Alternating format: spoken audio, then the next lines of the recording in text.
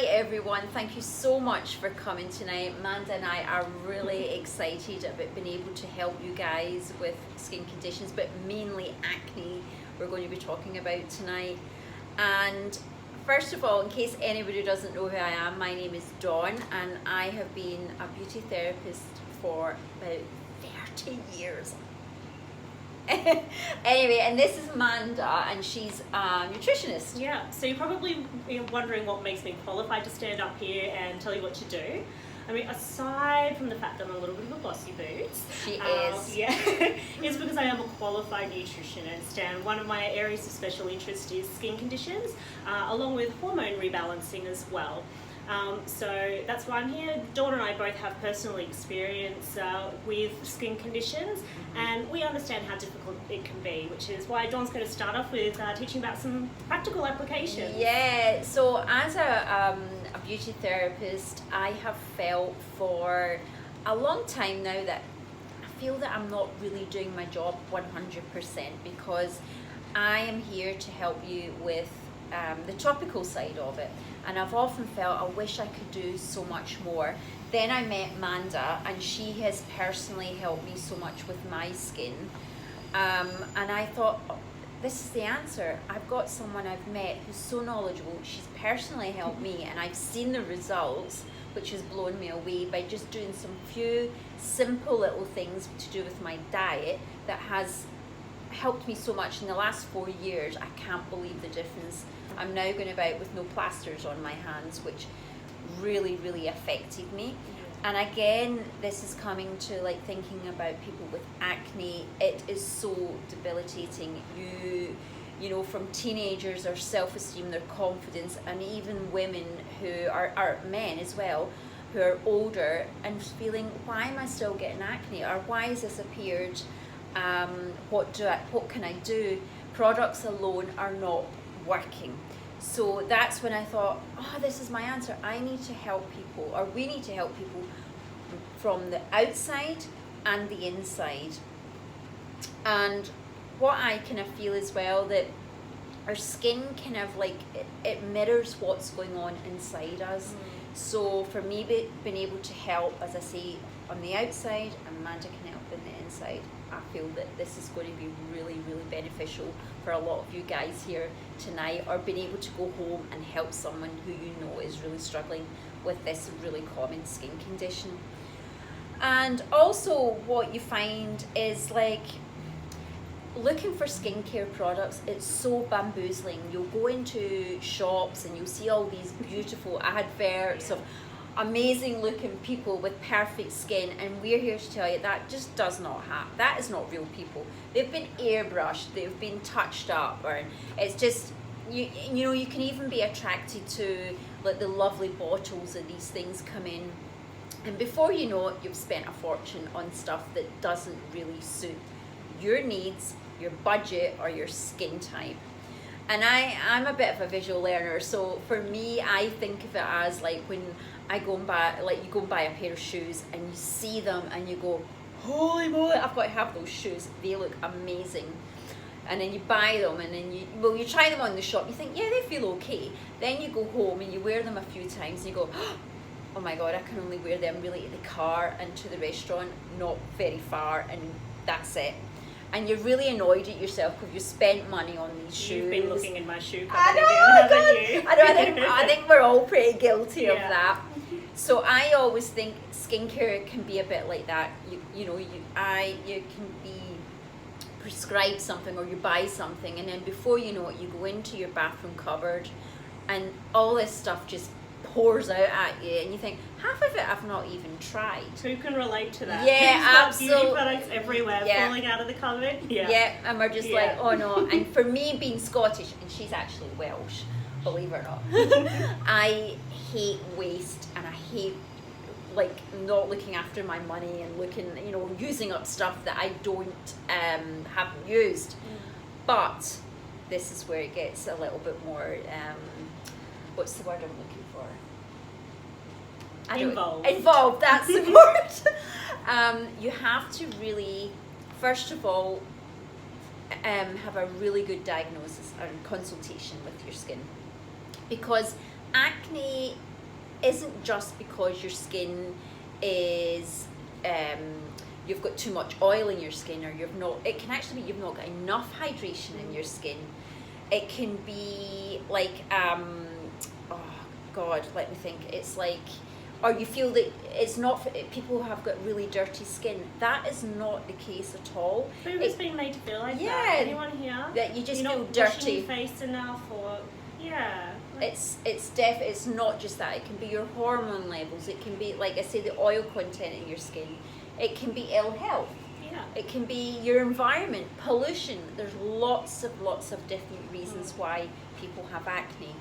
So this is where when you meet someone that you feel comfortable with, and we can sit down with you and actually go through exactly what's going on internally and externally. We feel quite passionate about this and how we can help so many people. Has anyone had a skin analysis done on their skin professionally? Yeah, probably, yeah. And it's quite nerve-wracking because sometimes you walk past salons and you go, I really want to go in and ask some questions, but you don't feel confident enough. But, you know, I think just starting somewhere where you can get a really good consultation as well. And we are definitely here to help everyone. But what I would suggest is when you're looking for starting with a really good cleansing routine, because I think once you get that underdone, get that started, to me it's like having your canvas right. So once we start with that, you'll find that the products and stuff that then we go on and use are really going to work so much better. And also once we get your skin healthier, and then Amanda will talk about getting the inside of us healthier first as well. But also there's certain ingredients that will really, really help. One of them is like fruit acids. So fruit acids, or other names that you might have heard of, is salicylic acid or glycolic. And what these ingredients do is they help to really deep cleanse your skin. They won't dry up your skin or do anything like that. They're also going to help to get rid of a lot of the surface dead skin cells that we all have, but it's also going to hydrate your skin. The other really important thing, ingredient or thing to do with your skin is using our really good moisturizer.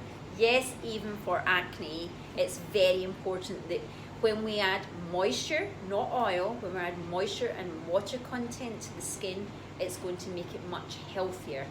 And also having in your moisturizer like your B vitamins, like your B3, your B5, and your B9. These are really, really key ingredients in your skincare, and it's going to help with reducing the redness and the inflammation in your skin.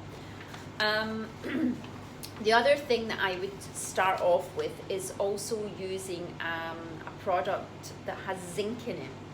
And Amanda, again, she'll talk about zinc later on, how amazing that is for our health too. But protecting the zinc will help to heal and protect the skin. So when you've got a protection on the skin, especially with acne, it's going to stop a lot of bacteria growing on the skin, and it's really going to help reduce the redness. And when you reduce the redness, it just looks and it'll feel so much healthier.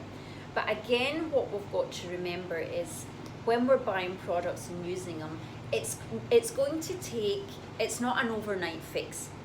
Our skin needs, it can be like a monthly cell turnover. So it can take like a few weeks, it can take a few months to actually get the skin reproducing. And that will be, it'll even be sped up. Is that speeded or sped? Sped up. When we're taking in a proper diet to help with that as well. So there's no quick fix. No, there's no quick fix. Unfortunately, there's not. But there is a fix. Yeah.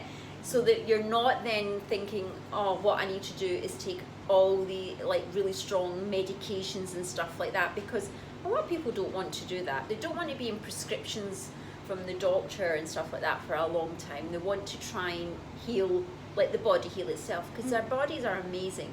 If we're put into the right state, the right environment, our bodies can heal really well ourselves. Absolutely. Can't they? Yeah. So the other thing as well is guessing what kind of skin type you've got. Who does that? You know, I walked into my first appointment with Dawn and said, "Oh, I've got combination skin," and she just went, "No." I'm like, "No." No. You know, a lot of us, we have little bits and pieces, you know, sometimes, you know, we have a dry patch, but then we can be a bit oily around here. A lot of us have a multitude of different things. So what we basically do is we find what area we're going to target first. So with acne, what I usually do is, I'll just recap, is we're cleansing, get the cleansing right, and then we're going to introduce hydration and healing into the skin. So again, it's like going back to these pair of shoes. Right now I've got an image of these bright red shoes that I bought, and oh my god, I love them. Anyway. Do they fit properly? In my head they did. No, they didn't. Anyway, also the other thing that I'd like to touch on is facials. And I get asked this a lot, how many facials will I need, or how often should I come in for a facial? And again, it's a very individual thing. And what I like to take into consideration is the time that you might have, or your budget. You know, there's lots of different questions to be asked, and try and fit in what actually suits the individual person, and also the severity of your acne too. So there could be, we might be doing microdermabrasion, we could be using laser. There's lots of different solutions that we can talk about and find out what we want to do in moving forward. I also think of it like, I'm a visual learner in case any of you haven't kind of realised that. Like when you go to the gym, and if you've got a PT instructor, and they'll tell you to do so many repetitions of whatever, and then you see them again, and then they'll tweak it and they'll go, right, this is what you need to do now. So that's what I find when you come for regular facials. This is what I think is beneficial. Because I'm quite bossy, not as bossy as you, no, but I'm a little bit bossy, where I'll get you to go over exactly what your routine is. And sometimes there might be just one little thing that you'll do that's you've changed from what I've told you to do, and then it becomes a habit. And then I'll get you to alter something, and the response to your skin is amazing. It can be completely different and really help. So again, I'm a bit like your personal trainer for your skin. In fact, I've even called one of my facials Gym for the Skin. Right? I thought that was quite clever. Anyway, I think, I'm just trying to think if I've got anything else I wanted to touch on. My brain's going at 1,000,000 miles an hour. Yeah, so I will kind of decide what it. Okay, we're over pillows. to. Oh, pillows! That was it. Yeah. So this was another thing that well done, madam. She keeps me right. I've noticed with some people with acne, they can be quite prone to one side of their face being worse than the other, and what this can sometimes be made worse with is when you're lying on your pillow, and I was going to say I'm a bit of a drooler. Anyway, like, you know when you sleep like this, and sometimes you'll get like bacteria growing on your pillow, and then again you're lying on that again. So what happens is you get a build-up of bacteria growing on the skin, which can cause pimples and pustules, and especially I'm thinking about teenagers who are, you know, if anybody's got a teenager, we know what that's like, especially boys. They're so disgusting. Sorry. You know, they don't always change their sheets the same. So what I would say is every couple of days I would be changing the pillowcase, and honestly it makes a huge difference just from not having that lying in that bacteria. I'm just trying to think what else I wanted to say. And how often should people get facials? Oh yeah, so again it ranges from, some people I see every 3 weeks, some people it's 6 weeks, some people it's 8 weeks. All kind of depends what type of treatment we're going to embark on, and again it's your budget and how much time you have.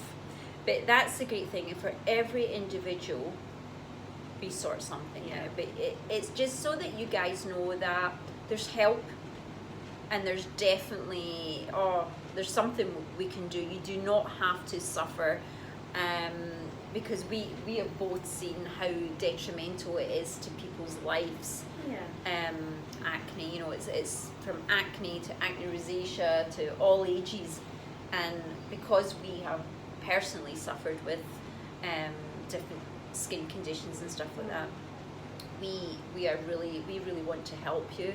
So anyway, I'm going to, because I'm babbling on, I'm going to pass you over to Amanda, and she is going to tell you what she does. Lovely, thank you, Dawn. And Dawn did mention just a little bit before about her skin battles with her hands.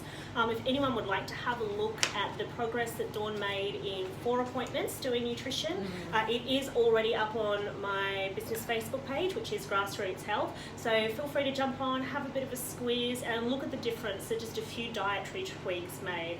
We did those incrementally and quite slowly, so it wasn't too challenging for Dawn to do, because big changes can be scary. Yes. And it can be a bit overwhelming, and it can make it hard for us to take that first step if it all just seems like it's too much. So as a nutritionist, it's probably no surprise to you guys that the first thing on my list for treating acne and other skin conditions is diet. This might seem like a really obvious point, but it's one that's really commonly forgotten. Acne and poor skin health can often be a sign that a diet needs addressing. So I guess you probably want to know what some of the common issues are. So the first one is hydration. Hydration is a really important part of health, and with our skin being our largest organ, it's no surprise that good hydration is a key element to great skin health. Most people are surprised though by just how much water they really require. So for those of you who are here tonight, I have attached a little hydration chart there for you, so you can have a look. Yeah, I can see a few people looking a bit shocked. It seems like a lot, probably like a lot more than you thought. Who thought it was 2 litres that they needed? Yeah. And 6 to 8 glasses. So the general rule of thumb, and for anyone who is playing at home, this will all be available on the website. You can just contact us and we'll send all the information out to you.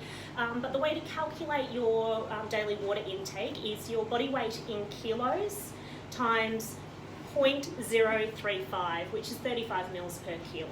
Oh, okay. Yeah. So obviously there is a certain amount of water content in the food that we're eating, but it's not huge, so just be mindful that you still do predominantly need to be drinking water. So caffeine and alcohol. Who here loves caffeine? And alcohol, like both. Yes. Who, when they're going home tonight, can't wait to pour a glass of wine? Yeah. Cool. So in keeping with hydration, it is really important to remember that caffeine and alcohol are both dehydrating. So they don't actually count toward our daily water intake. All right. Yeah, I know, disappointing, right? Yeah. So caffeine and alcohol are okay in moderation, but when we drink them regularly or to excess, so it doesn't have to be often, it can be binge drinking, for example. This can place a lot of pressure on our liver. So this may not sound like a big deal, but the liver is responsible for detoxifying chemicals and regulating hormones. So if our hormones are imbalanced or our body can't detoxify properly, this can then lead to acne and other skin conditions such as dermatitis and eczema. Sugar. Ooh, we all love sugar. I was hoping I wasn't going to bring this one up, although you probably all knew I would. Yeah. So just like alcohol and caffeine, sugar places pressure on the liver. And now having a small amount of naturally occurring sugar in things like fruit is fine, but be sure not to overdo it. So a couple of small pieces of fruit each day is fine, but you don't want to be having too much more than that. And the reason being is, aside from the liver and the way it processes sugar, is that sugar promotes inflammation. It also suppresses the immune system, meaning that it can't fight the inflammation, and it creates an imbalance in the gut biome. And I would this is something that I didn't realise as well. When I first met Amanda, she got me, my very first appointment, she just got me to take sugar out of my coffee and put like a natural honey. Yeah. And honestly, like, I couldn't believe just eliminating that little bit of sugar out of my diet made such a difference. I mean, within a couple of days, I had noticed that the redness in my thumbs had went down, and the skin started to knit over, and that was just like one little thing that she got me to do. So, and it seems like a small change because honey is still sugar, but honey is also really rich in nutrients, whereas sugar isn't. Yeah. So the next point is protein. Many people struggle to get enough protein in their diet, but women seem to find this especially hard. So getting enough protein is really important because protein actually facilitates healing in the body. Now, we won't go too much into how much protein you do need. All of that's available on my website, or you're more than welcome to contact me for more information. However, if you're not someone who eats much or regularly, or you are concerned that you're not getting enough protein, you may find it helpful to look into something like a protein shake. But my only word of advice with that one would be just read the ingredients and make sure that there are no nasties, added sugars. I tend to go for a plain protein, and then you can make your own shake from there by adding some cacao, a little bit of honey, some fruit, anything to make it yummy. The next really delicious dietary inclusion is garlic. I know, Dawn had a bit before, and I know. Just a little bit. I do love garlic. Yeah, you okay there? Yeah. So garlic has long been used in the treatment of acne, and this is because it's pretty amazing stuff. It's antibacterial, antifungal, antiviral, and antiseptic, and all of these properties come from a chemical in the garlic called allicin. And the allicin is released essentially when garlic is chopped up or crushed, and this helps to kill the bacteria that cause the acne. The allicin also reduces inflammation and helps facilitate faster healing, and therefore results in fewer breakouts as well. So probiotics, is anyone here on one? Yeah, a few of you. Yeah. So, is that like those little drinks that you get? Yeah, you can get those. Right, They're not much chopped, to be honest. Right, okay. But a healthy gut biome is a really important part of all health. Having probiotics as a regular part of your health plan will have a number of benefits, including healthy skin. So probiotics work by promoting healing and reducing inflammation, but I do urge you not to just rush out and buy one from the pharmacy or supermarket shelf, because just like antibiotics, probiotics are designed for specific strains to treat certain conditions. So the best way to determine which is the correct one for you is by speaking with your nutritionist. But that doesn't mean there's not lots that you can do at home. There is plenty. So probiotics actually occur naturally in a lot of really delicious foods, and they're super easy to incorporate into your daily diet. So fermented foods such as sauerkraut, kimchi, kombucha and kefir are all readily available, and if you're feeling adventurous or do like a little bit of time in the kitchen, you can make them at home, and they're not hard. Again, lots of fermenting recipes on my website if you want to check those out as well. So if you are buying them, just be mindful that they're also sold on a shelf rather than in a fridge. So if they're not refrigerated, they no longer contain all the beautiful probiotic bugs that you're after.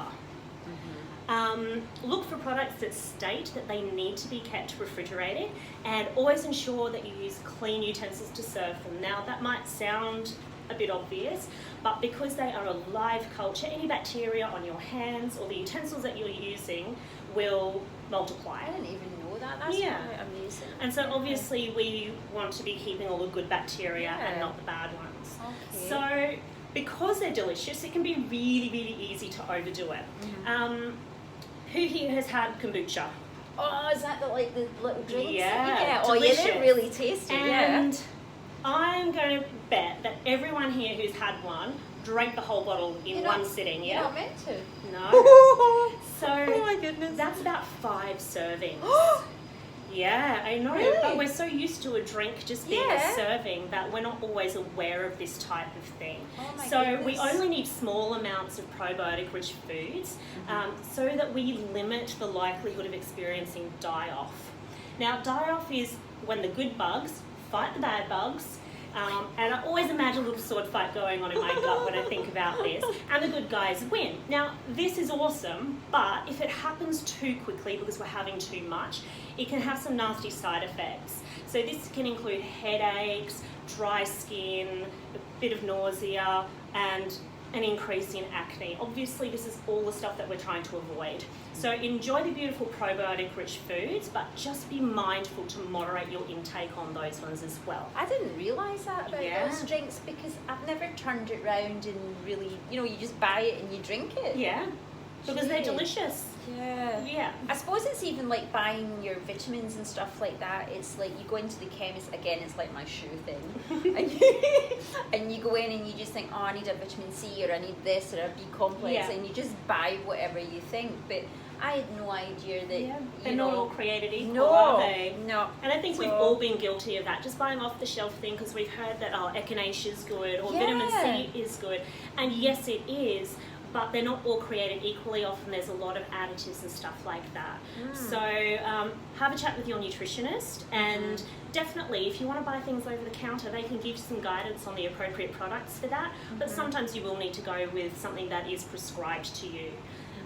So one of the other things that Dawn touched on was zinc, and Dawn loves using it topically to protect skin, and I love using it in treatment for acne as well. And it's been used traditionally because it helps fight bacteria, but it also has really great anti-inflammatory properties.